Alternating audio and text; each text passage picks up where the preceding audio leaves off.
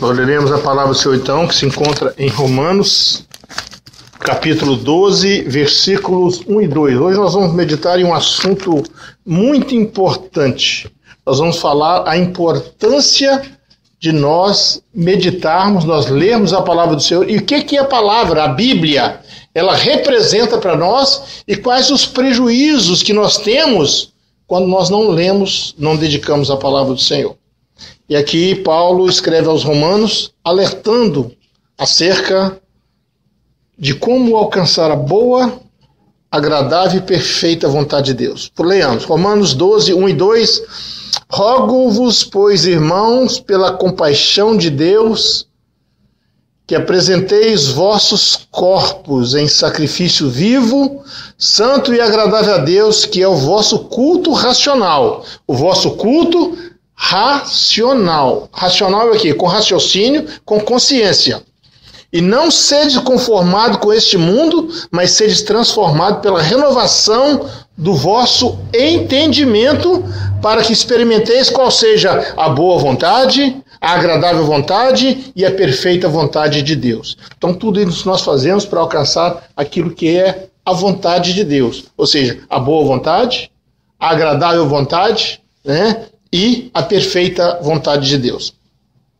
Irmãos, eu tenho observado, desde que a gente começou esse trabalho aqui, a gente tem observado que no cristianismo atual, Deus quer fazer algo diferente no meio do mundo, porque a volta de Jesus está muito próxima e Ele quer fazer algo especial nesse último momento. Ele quer preparar um povo guerreiro, um povo lutador, um povo para entrar numa batalha para vencer essa batalha que está travada contra o pecado, contra Satanás, que é o príncipe desse mundo. Então, mas ao mesmo tempo que eu tenho visto essa necessidade, esse desejo de Deus em fazer isso, eu vejo que as pessoas, elas não estão se colocando como soldados, como instrumentos para serem usados por Deus.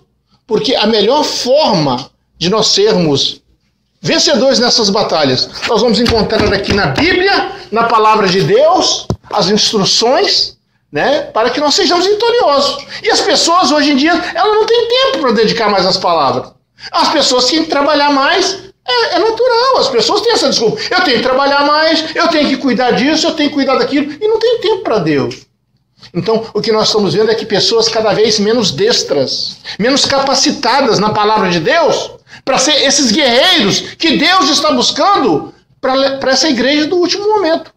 Então, quando nós vemos de uma maneira prática, nós ficamos a avaliar este relacionamento com a palavra de Deus, nós observamos que ele está cada vez mais fraco. É muito triste nós dizer isso. Isso é de forma geral, ampla e sem restrição. O homem está cada vez menos comprometido com a palavra de Deus.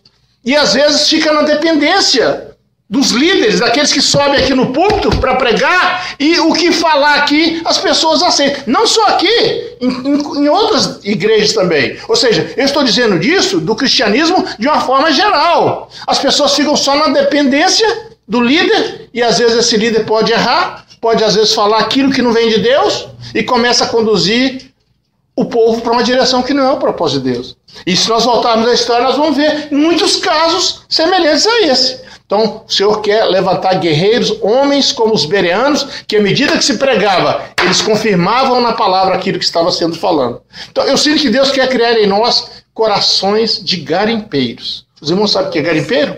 Garimpeiro é aquele que explora coisa preciosa, não é verdade? Então, digo garimpeiro porque o garimpeiro ele busca onde? Ele busca no solo e de forma profunda. E o que representa o solo para nós? A terra. Vamos imaginar lá embaixo, o chão. Ele representa tudo, é a base de sustentação da nossa vida. Você coloca a sua casa no solo, você trabalha no solo. Se não tiver o solo, não tem jeito de trabalhar. Você se diverte no solo, você brinca com seu filho no solo. Então o solo é a base de sustentação do homem nessa terra. E a base da nossa sustentação, da nossa vida espiritual, precisa ser a palavra de Deus. Então, quando eu digo garimpar, da mesma maneira que o garimpeiro busca naquele chão que está lá embaixo, nós devemos buscar aqui nesse solo, que deve ser o nosso sustento na presença de Deus. E aqui existem preciosidades extraordinárias, que eu vou te confessar aos irmãos, que eu também não conhecia. Estou aprendendo a conhecer agora. Então, na medida que você começa a garimpar, você começa a achar as coisas maravilhosas que Deus tem aqui para descortinar para as nossas vidas. Então, irmãos, nós precisamos entender que o garimpeiro, ele busca de maneira obstinada. E na hora que ele começa a mexer na terra ali, ele já sabe, ó, aqui tem um veio, não é assim? Eu tenho um irmão que tá buscando pedra lá no Brasil, sabe? E um dia desse ele ligou para nós, falou, Paulo, rapaz, achamos, porque tem vários lugares de garimpo ali. Olha, achamos um veio aqui e nós vamos dar numa pedra. E realmente ele achou. Ele achou o veio dava sentido que ia chegar numa pedra. Só que chegou lá, realmente achou a pedra, do tamanho que ele imaginava. Só que a pedra não estava boa. Mas o veio estava ali. Ou seja, ele tinha a certeza que ele ia achar alguma coisa. Se a pedra era tão especial ou não. Ele conseguiu ainda vender. Ela vendeu a pedra lá por um valor lá que dá até para comprar um carro, mas não era milhões como ele imaginou. Mas de qualquer maneira, o garimpeiro, ele começa a ver sinal, ele não procura em terra que não tem. Ele só procura em terra que tem. E se você procurar na palavra de Deus, você vai encontrar aqui essas preciosidades, porque Deus quer levantar garimpeiros, né?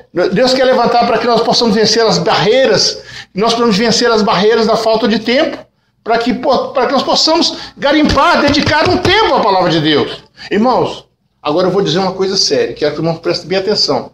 Quando nós abandonamos a palavra de Deus, isso é sério, nós estamos abandonando Jesus. Verdade, porque a palavra é Jesus, e eu vou mostrar para os irmãos aqui. Lá em João 1 diz, no princípio era o verbo era Deus, e o verbo estava com Deus. Os irmãos lembram disso? Então, a palavra é Jesus. Na hora que nós deixamos a palavra, nós estamos deixando Jesus. E os irmãos lembram também daquela palavra, daquele versículo em Apocalipse 19, já que você está mostrando mesmo, 19, versículo 11, aquela visão maravilhosa de Jesus vindo num cavalo branco, né? Se ela chegar, vai mostrar para nós. Apocalipse 19, a partir do verso 11. Jesus vindo num cavalo branco e as suas vestes salpicadas de sangue, e o nome pelo qual ele é chamado é a palavra de Deus. Então Jesus é a palavra de Deus. No momento que nós abandonamos a palavra de Deus, nós estamos abandonando Jesus. Está aí, ó. E viu o céu aberto, e eis que um cavalo branco que estava sentado sobre ele chama-se Fiel. Está em maiúsculo lá, porque é o nome de Jesus. E verdadeiro. E julga. Continua, Priscila. É aí que vai falar. E seus olhos como chama de fogo. Vai mais para frente. Você vai falar. E o nome pelo qual é conhecido. É 19 que você está isso? Isso aí, ó. Então é o 13. O irmão, desculpa, às vezes essa referência a gente sabe mais ou menos onde está, mas está aí para os irmãos. Então, ó, e estava vestido de uma veste salpicada de sangue. E o nome pelo que se chama é a palavra de Deus. Então Jesus é a palavra de Deus. No momento que nós abandonamos a palavra de Deus, nós estamos deixando Jesus. Isso é sério, irmãos. Imagine, isso é muito sério. Então a palavra de Deus precisa fazer parte da nossa rotina. Jesus precisa fazer parte da nossa rotina diária. E nós precisamos estabelecer um compromisso com a leitura. Se nós não estamos dedicando um tempo à leitura da palavra de Deus, nós não estamos dedicando um tempo para Deus. Irmãos, os melhores momentos que um homem pode passar é quando ele está investindo nas coisas de Deus. E por outro lado, os piores momentos que ele pode passar é quando ele está deixando de lado e abandonando a vontade de Deus. E nós vamos ver aqui inúmeras referências da Bíblia. Eu vou falar só sobre palavra hoje, e os irmãos vão ver o quanto que Deus quer que nós nos investamos e aprendamos acerca da sua palavra. Aleluia. E nesse texto, Paulo nos adverte da forma de nos apresentarmos diante de Deus, com os nossos corpos. Ou seja, você precisa do seu olho, da sua mão, da sua boca para falar, porque para usar a palavra você precisa disso tudo. Você leu, aprendeu e depois você vai falar. É isso, essa é a experiência. Então, olha, o versículo que nós lemos: rogo, pois, irmãos, pela compaixão de Deus, pela misericórdia de Deus, que apresentei os vossos corpos em sacrifício vivo, santo e agradável, que é o vosso culto racional. Racional é algo que se faz com a razão, né? É com consciência. Eu mencionei isso aqui no início. Essa semana uma irmã comentou comigo, né, que teve numa igreja e chegou lá, o pastor orou pelo irmão e o irmão saiu para a igreja andando, correndo assim, tempo de acidentar, de ré, de costa, correndo para a igreja, correu a igreja todinha. Os irmãos acham que isso é alguma coisa, não estou condenando não, mas isso é racional? Isso Isso não é irracional. Animal é que faz as coisas que você não espera. Então, irmão, às vezes as pessoas querem buscar algo diferente, começam a encontrar aí fora algo que é contra os parâmetros, contra a doutrina bíblica, que é por isso que nós temos que estudar a Bíblia, que na hora que alguém fizer alguma coisa que não é bíblico, nós vamos levantar, pastor, isso está fora. O apóstolo Paulo disse que o nosso culto tem que ser com raciocínio. Então, o objetivo aqui é trazer para os irmãos a palavra de Deus, a vontade de Deus, para que você alcance a boa, agradável vontade de Deus para as suas vidas. Então, irmãos, nós sabemos que existem outros grupos que fazem marketing. Olha, eu queria que a irmã viesse aqui dar um testemunho da cura. Aí a irmã fala, o Senhor me curou disso, daquilo, o meu marido tinha esse problema. Irmão, você viu aqui a bênção, uma palma para Jesus. Você quer uma bênção? E às vezes faz no rádio, na televisão. Se você quer essa bênção para a sua vida, vem para a minha igreja, vem para cá. Esse é um marketing que as pessoas fazem. Isso é muito comum. Mas Jesus, ele fazia o contrário disso. O Paulo diz, sede meus imitadores, como eu sou de quem? De Cristo. E o que Jesus fez quando ele curava? Está lá em Marcos 1, verso 44, Priscila. O que Jesus era discreto na hora de anunciar os seus milagres. Olha, quando ele curou ali os leprosos, ele disse, olha, disse ele, Marcos 1, 44, olha, não digas nada a ninguém. Recebeu a cura? Não diga nada a ninguém, porém vai e mostra ao sacerdote. Ou seja, mostra ao sacerdote e oferece a purificação que Moisés determinou para lhe servir de testemunho. Então Jesus não tinha interesse. Irmão, você foi curado aqui, Jesus, tal. Jesus não usava esses subterfúgios para fazer a igreja crescer. Podia ter feito, porque ele era o Filho de Deus, ele tinha toda a autonomia, mas não fez. E no versículo seguinte, versículo 45... porque mesmo ele pedindo às pessoas para não divulgar, as pessoas divulgavam e aquela divulgação trazia um tumulto para o seu ministério. Olha aí, e tendo ele saído, começou a pregoar muitas coisas e a divulgar o que ia acontecer. Isso os leprosos. De sorte que Jesus já não podia entrar publicamente na cidade mais. Por quê? Porque as pessoas vinham atrás de Jesus, atrás do que é material, atrás do que era bênção para essa vida. Então, irmãos, Paulo nos afirma, não sedes conformados com este mundo, mas sedes transformados pela renovação do vosso entendimento. Que entendimento é esse que Paulo está falando? O entendimento da palavra de Deus. É esse entendimento, essa compreensão da palavra é que nos transforma, é que nos renova. E quando nós aplicamos a palavra de Deus, nós começamos a experimentar qual seja a boa, agradável e perfeita vontade de Deus. Irmãos, esse é o propósito de Deus. Uma sintonia entre você e Ele, através da sua palavra. Os recursos que nós precisamos, as armas que nós precisamos para vencer esse mundo, estão aqui dentro da palavra de Deus. Jesus venceu o adversário pela palavra. Os irmãos sabem muito bem disso. Nós precisamos entender que a palavra de Deus, ela deve ser uma pedra angular nas nossas vidas.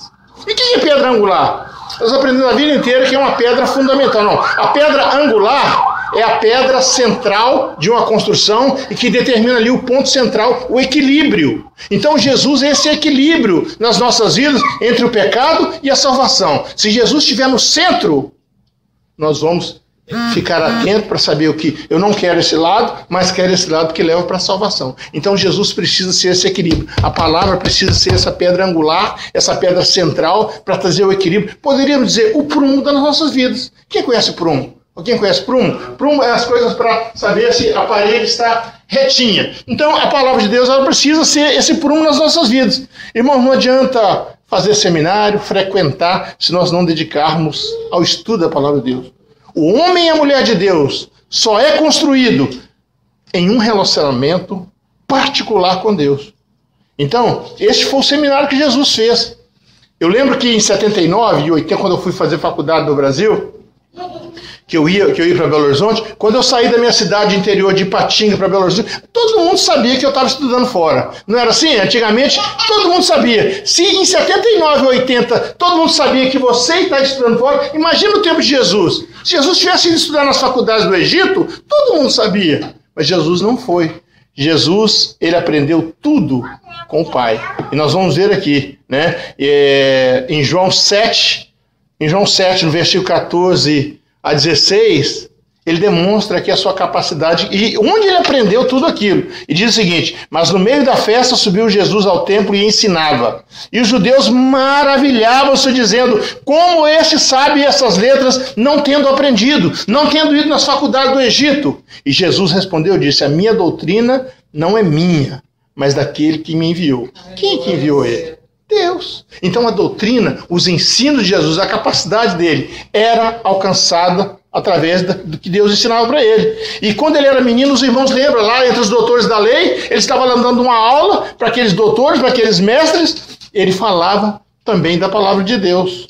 E lá em Lucas 2,52 diz: e crescia Jesus em sabedoria e em estatura e em graça para com Deus e com os homens. Então, irmãos, quando nós somos destros nas palavras de Deus, nós somos respeitados. Quando você chega falando, não, esse rapaz que eu vou respeitar, porque ele está falando da palavra de Deus, e a palavra de Deus ela é juízo.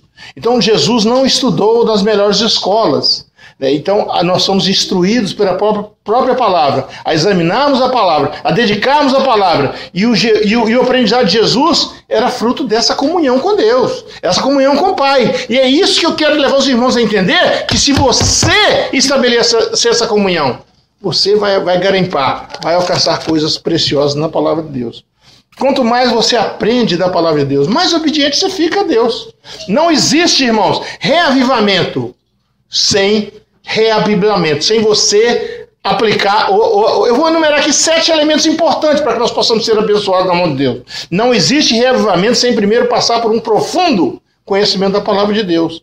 Eu lembro de uma história que está lá em 2 Reis 2, 2 Reis, lá pelo capítulo 22, versículo 8, quando o sacerdote Ilquias, o povo estava vivendo uma situação difícil, numa miséria, numa situação horrível. E Ilquias foi lá no templo e achou os livros da lei e começou a examinar. O sacerdote Ilquias começou a examinar ali os livros e descobriu que eles estavam completamente fora daquilo que Deus queria para o povo. Imediatamente ele procurou o rei. Rei, olha aqui, eu achei os livros. E aqui, eu estou vendo, nós estamos completamente fora. E a palavra fala que o rei rasgou as suas vestes e começou a colocar em ordem o governo daquela nação. Eles estavam vivendo uma tragédia. O que estava acontecendo ali é porque eles descobriram que eles estavam completamente fora da vontade de Deus, daquilo que Deus estava estabelecendo. E dessa forma estavam em desobediência. Por quê? Não conheciam a palavra de Deus, estavam em desobediência. Então, quando nós conhecemos a palavra de Deus, nós aprendemos a andar na obediência do Senhor.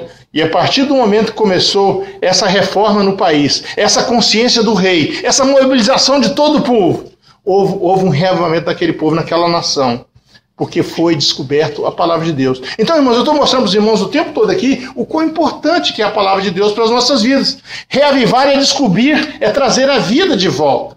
Se a palavra de Deus está morta nas nossas vidas, nós temos que reavivar buscando a palavra de Deus.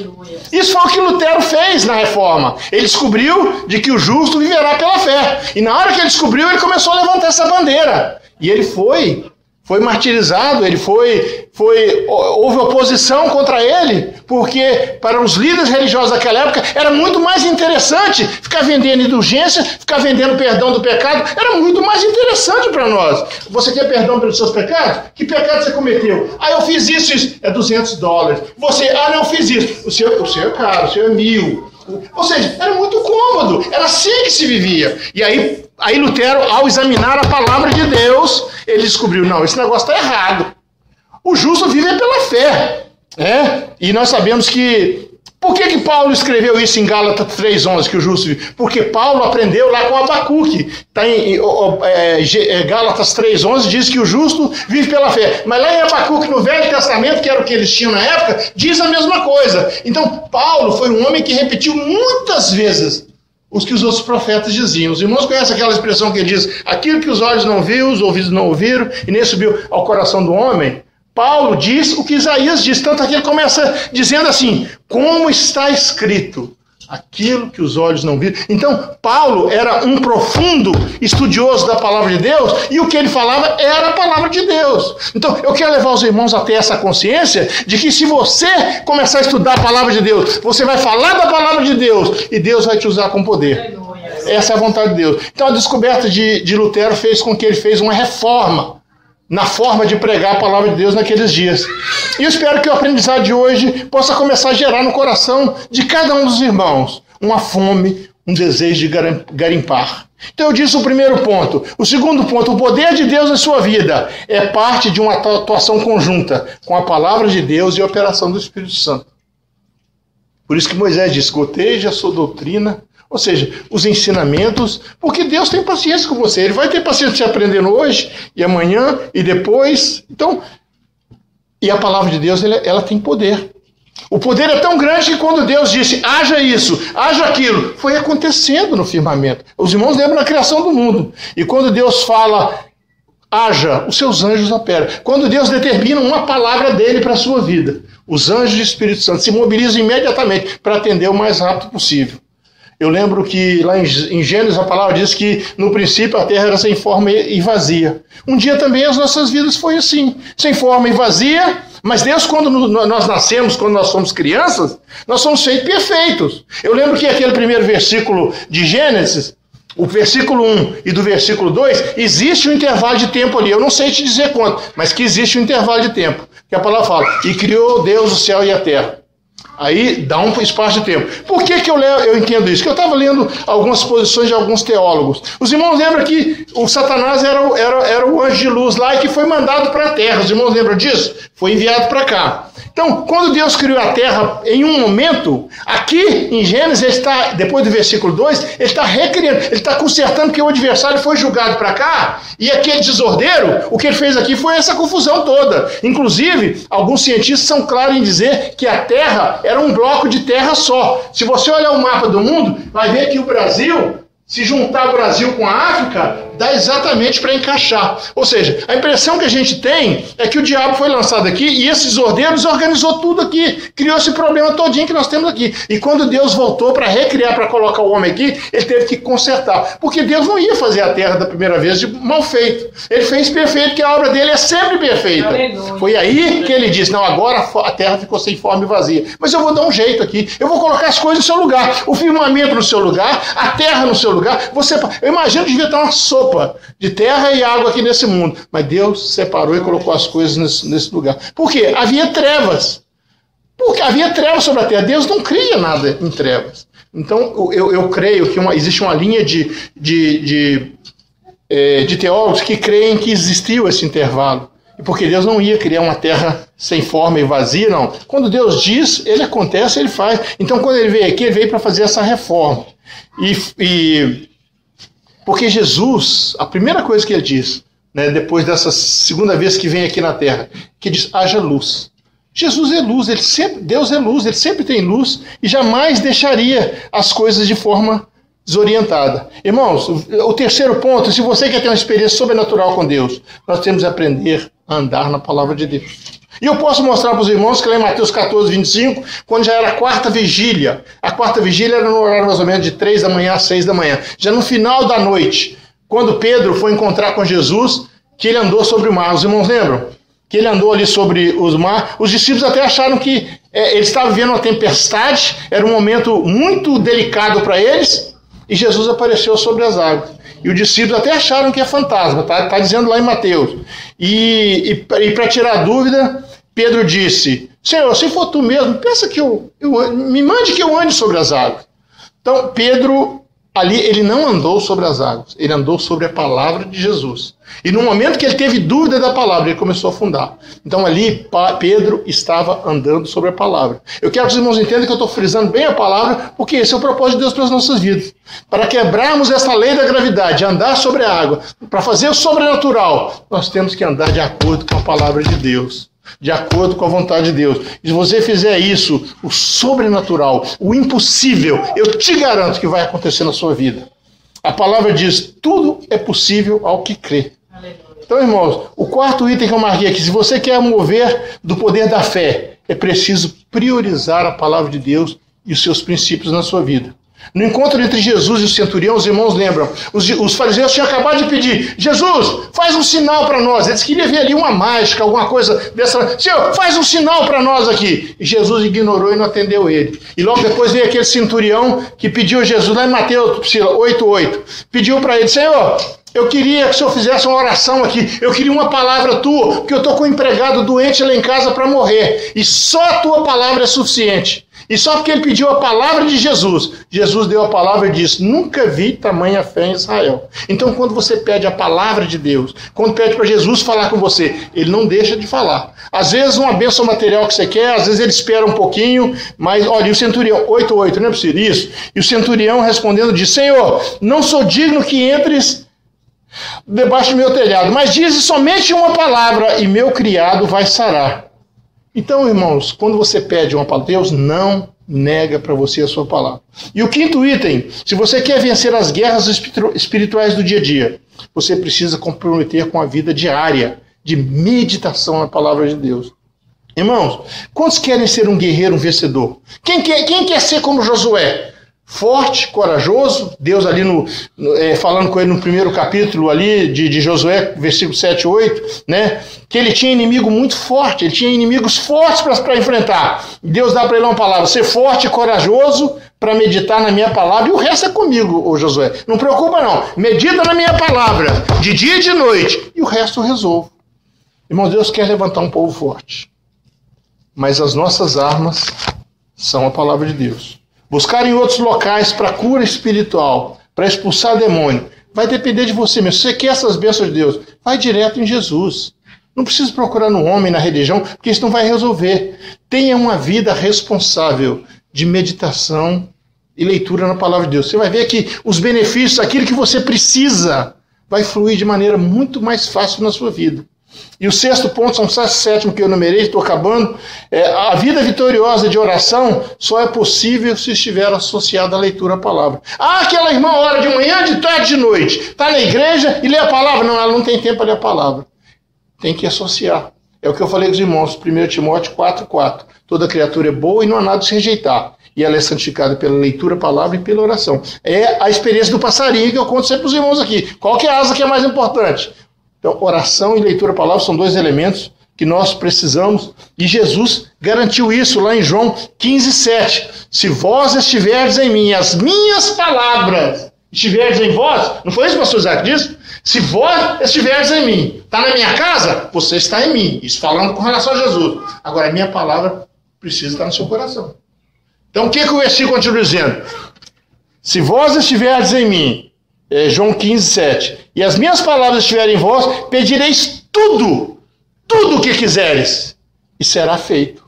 Então, irmão, você vê o poder que a palavra de Deus te dá a você? É muito impressionante. Então, aqui está o grande segredo de uma vida vitoriosa na presença de Deus. Mas a condição tem que estar em Jesus, e a palavra de Jesus, está aí, e a palavra de Jesus tem que estar em vós. Então, para santificar, você precisa de oração e leitura da palavra. Então, ler a palavra, orar, responde todos os nossos questionamentos. Então, irmão, nós devemos concentrar os nossos esforços nesses dois pontos que eu estou querendo dizer para os irmãos aqui hoje: a palavra e a oração. E outra coisa, o último ponto aqui, para você prevalecer contra as adversidades, contra as lutas, contra as provas desse mundo, é importante você ter uma identificação com a palavra de Deus. Mas como, pastor, eu vou me identificar? Em João 10:41, né? E muitos iam ter com ele e diziam: na verdade, João não fez sinal. João Batista foi um evangelista que ele não fez sinal nenhum. João Batista não tem nem um texto na palavra que fala: João orou e curou. Pedro fez, Paulo fez, mas João Batista não curou ninguém, não ressuscitou nenhum morto, ele não fez nada de sobrenatural. Mas ele batizou o Senhor Jesus. Então, às vezes, a gente quer cobrar: ah, porque eu não vejo isso, eu não vejo aquilo. Isso não é tão... É claro que o homem quer ver essas coisas, mas espiritualmente isso não é o mais importante. E João Batista foi um grande homem, o responsável de batizar o Senhor Jesus. E a palavra está lá em João 10:41, Priscila, se tiver, que diz: e muitos iam ter com ele quem? João Batista, e diziam: na verdade, João não fez sinal algum, mas tudo quanto ele disse... deste era a verdade. Ou seja, a verdade precisa estar na nossa vida. Mas ele era um homem que tinha uma identidade. Ele tinha um caráter espiritual que foi forjado em consonância com a palavra de Deus. Ele é o que dizia: eu sou a voz que clama no deserto. Quando ele diz isso, é que ele aprendeu da palavra, porque Isaías também falou isso. Isaías diz que ele era a voz que clamava no deserto. Então, o que esses homens faziam era repetir o que eles aprendiam e liam na palavra de Deus. Então, se você fizer isso, você vai gozar dos mesmos benefícios. Você vai criar uma identidade com a palavra de Deus. O inimigo vai sempre querer te confundir. O adversário para poder é esse, confundir até mesmo com a palavra. E foi isso que fez com Jesus. Jesus ali na primeira tentação, se tu és o Filho de Deus, transforma essa pedra em pão. Peraí, se tu és, você está em dúvida? Jesus, quando eu fui batizado, Jesus sabia disso. E Jesus, quando foi batizado, a palavra fala que o Espírito Santo desceu em forma de pomba. E o que disse? Este é o meu filho amado. Então Deus já tinha falado que era filho, por que o adversário agora ia colocar em dúvida? Então eu quero dizer para você que o adversário quer colocar em dúvida, mas você não vai aceitar se você tiver identidade na palavra. E Jesus responde ele na palavra, né? Eu quando vejo aquela parábola em João da videira verdadeira, a palavra fala, a videira vai dar fruto se ela estiver ligado ao tronco. Eu nunca vi. Alguém já reparou? Olha, vão observar, vai começar a nascer, aquela árvore vai começar agora a nascer uva. Vamos ficar observando, saber se ela vai gemer, se ela vai sofrer. Nunca você vai ouvir um barulho da árvore gemendo. É um processo natural. Então a igreja, se ela estiver ligada na palavra de Deus, ela vai gerar outras ovelhas de uma forma natural, sem peso para ninguém, sem nenhuma dificuldade, não vai ter sofrimento. Ah, mas a igreja está pequena. Não, se você estiver ligado na palavra, se você trouxer as pessoas para ouvir a palavra, você vai gerar, a igreja vai gerar de forma natural, sem nenhum sofrimento, né? Então, irmãos, o segredo dos homens de Deus estava em ouvir, ler e obedecer a palavra de Deus. E nós precisamos entender que algumas vezes Deus vai dar uma palavra e um tempo para a promessa cumprir. Aí o Senhor falou, olha, Luciana, eu vou te dar um esquete de casa. Ô Emerson, eu vou te dar um carro. Mas eu não vou dar agora não, vou te dar daqui um tempo. E aquela espera sua, você espera com fé, aquele período da agora até você receber o presente, é um período que você vai passar por uma transformação tão grande, de que o que você vai aprender... por exemplo, o nosso filho, vou dar um exemplo mais prático do nosso filho. Se eu dizer para o Samuel, no final do ano você vai estar fazendo 16 anos, não é o caso dele agora. Você está fazendo 16 anos, eu vou te dar um carrinho. O Samuel já começa a preparar para aquela bênção. E ele começa a vigiar, pastor Isaac, vocês vão compreender comigo, vão entender? Ele começa a vigiar e fazer tudo para agradar o pai dele, para não correr o risco de perder o carro, não é assim, Emerson? Então, na hora que ele chega no final do ano, ele passou 6 meses, 10 meses, 11 meses esperando aquele presente, e aquilo trouxe uma transformação, que o carro, não vale nada diante da transformação que ele passou por ela. Na hora que você coloca na balança, o que foi mais importante? Um carro de 5, 6, 7 mil dólares ou a transformação que esse garoto teve? Porque ele exercitou fazer as coisas corretas em um ano e vai fazer pro resto da vida. Então, irmão, esse período da espera, da promessa até você receber, é um período transformador na sua vida. Se não recebeu a bênção ainda, continue buscando. Esse período é um período de transformação na sua vida. Então, quando Deus promete alguém, Ele na verdade está muito mais interessado em transformar a sua vida nesse período que realmente dá a bênção. A bênção que você recebeu, seja ela material ou seja ela de qualquer natureza, ela é pequena diante da grande transformação que Deus fez em você naquele período. Então, irmãos, é assim que funciona. E nós como pai, nós precisamos estar atento também. Quando nós meditamos na palavra, quando nós aplicamos. Eu espero que os irmãos estejam compreendendo o que eu estou querendo dizer. Nós precisamos saber que os dois elementos para sermos abençoados por Deus é a fé e a perseverança. Eu vou continuar perseverando, eu vou continuar esperando, eu vou continuar aguardando. Eu lembro de Gideão, quando estava ali cuidando dos midianitas, aliás, quando ele estava ali malhando no lagar, o anjo chegou para ele e disse, varão, corajoso, valoroso, homem especial. Valoroso nada. Eu, se fosse olhar para ele, valoroso nada, Emerson. Ele estava escondido lá, malhando no trigo dele lá, escondido. Era um medroso. Isso do meu ponto de vista. Mas Deus não olha para nós do jeito que a gente olha. Eu diria para Deus, você vai escolher Gideão, um medroso que está lá no canto, lá escondido? Mas Deus escolheu ele porque existia uma sinceridade no coração dele, existia um compromisso. Então o anjo, ali o Senhor faz provas. Né? Ele, Senhor, olha, o Senhor está me dando uma missão impossível. Eu enfrentar os midianitas, os amalequitas, eram 3 povos naquela época. Eu vou enfrentar esse pessoal, nós somos escravizados, nós não aguentamos a nação toda, agora só está me dando essa responsabilidade. Bom, eu vou testar essa palavra. Se essa palavra é de Deus mesmo, eu vou testar. E ele testou. Pô, faz o seguinte, eu vou colocar um velo de lã aqui. Eu quero que amanhã a relva esteja toda sequinha e o velo molhado. E no outro dia ele foi, apertou o veio e encheu uma taça. Não, senhor, o senhor me desculpa, mas eu vou fazer mais um teste. Agora amanhã, no dia seguinte, eu quero o contrário. A terra seca. Então, essas experiências os irmãos conhecem. Às vezes nós podemos testar a palavra, porque depois a palavra vai testar nós. E foi isso que aconteceu com Gideão. Porque ele testou e ele viu que era Deus que estava falando com ele. E na hora que chegou o momento agora de convocar o exército, ele chamou, vieram 32 mil pessoas. Era pouco, porque o exército do povo ali, segundo as estatísticas, era mais de 130 mil, e ele só tinha 32. Mas Deus falou, não, é gente demais. 20 mil foi embora, 22 mil foram embora, ficou só 10. Não, é gente demais ainda. Vão lá para a beirada do rio, os irmãos conhecem a experiência. Foi embora 9.700, ele ficou com 300. Ele não ficou nem preocupado nem um minuto. Se você ler o texto, você vai ver que Gideão não se preocupou mais. Por quê? Ele testou a palavra antes, agora a palavra estava testando a fé dele. E com os 300 ele falou, então tá bom, eu vou preparar agora para a guerra. Olha, mas você não vai levar arma nenhuma não. Você vai levar um cântaro, uma buzina e um vaso. Exato. Uma tocha de fogo, um cântaro e uma buzina, não é isso? Esses 3 elementos. Senhor, mas se fosse eu vou para uma guerra. Eu queria levar pelo menos um punhal escondido aqui. Agora eu vou levar isso? Então, irmãos, ele já tinha testado a palavra. Agora a palavra de Deus estava testando ele. E às vezes Deus testa a sua fé dessa forma para saber se vai confiar. E em nenhum momento ele teve dúvida, porque ele tinha consciência que a palavra de Deus era verdadeira. Então, é só na matemática de Deus, irmãos, que 300 pessoas é mais forte que 130 mil. Matemática é complicada de entender, né, pastor? 300 é maior que 130 mil. Para Deus, é. Então, irmãos, eu quero que você seja uma pessoa forte e corajosa, como foi Josué, como foi Gideão, para testar a palavra de Deus e a palavra de Deus testar a sua vida. Se você guardar isso, você vai ver uma grande guinada na sua vida. Você vai ver um grande mover de Deus na sua vida.